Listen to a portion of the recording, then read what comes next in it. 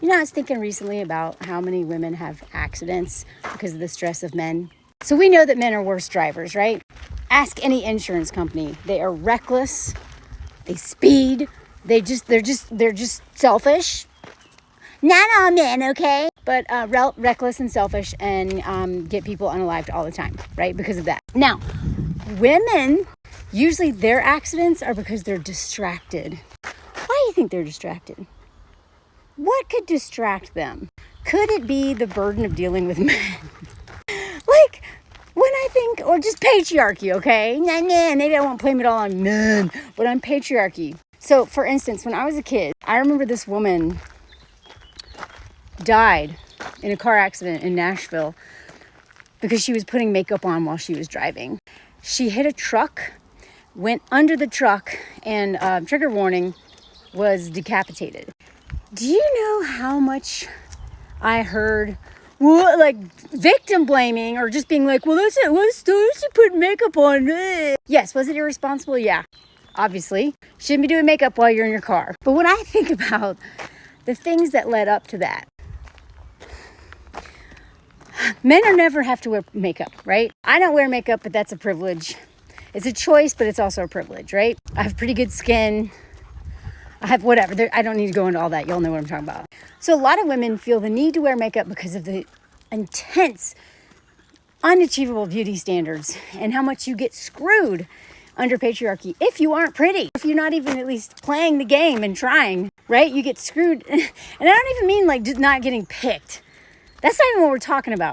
I mean, you literally lose job opportunities. You get treated like crap, right? There's all kinds of things that come with not being pretty. So a lot of women work really, really hard to be pretty or to at least look more pleasing to the male gaze. Oh my God, I'm walking up a hill. That's why I'm breathing so hard. Because the consequences of not doing so are not worth it and are even, life-threatening. They threaten our security. Oh, look at this. Look at that. Horse. So let's think about other example. Do you know how many times I almost got in a car accident because of my codependency?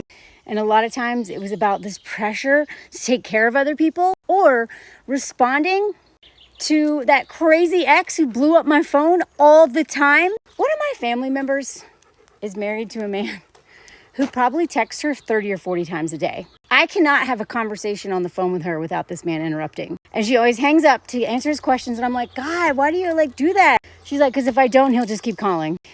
Men interrupt us all the time. They need us all the time. They're so demanding. And then they have the audacity to call us needy. Are you kidding?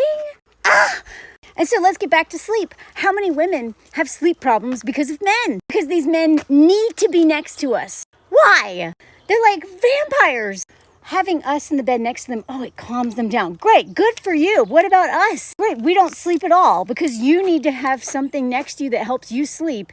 And we are the sacrificial lamb as a result of that. The cost of patriarchy on women is immeasurable. Because all of these things that we do to manage men so they don't unalive us. Now, some of the stuff we don't need to be doing, and I really want us to start tapping out of this stuff. But so much of the stuff that we do to manage men and their emotions, because that's what we've been trained to do, to manage their household, their children, all this stuff, right?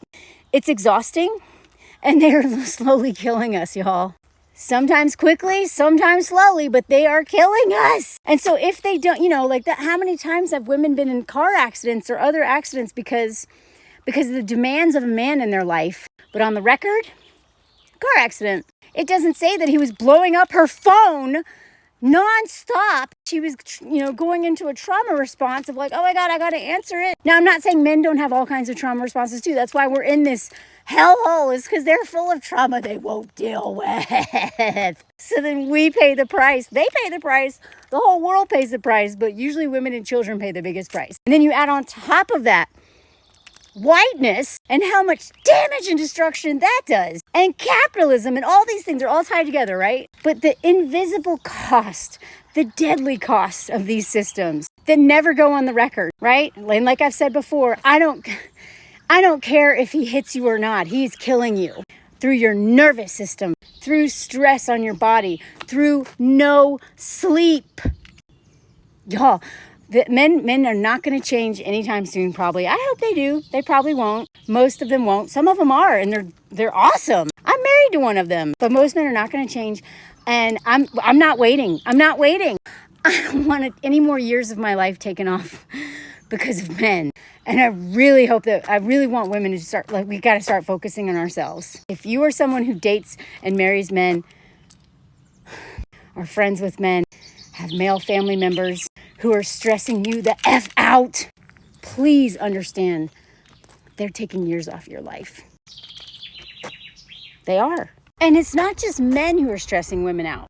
It's women dealing with men that are stressing women out. I can't tell you how many women in my life make my life harder because they won't stand up to their men, because they're codependent with their men. And then all of the demands that they make of me are because of the men that they are enabling, the men that are abusing them or, exploiting them. Then that's my problem now all of a sudden. So not only do I have to learn how to, set boundaries with men, I have to set boundaries with women who enable men. So it's not just men, okay? Like, all of us are in this dance that's so toxic.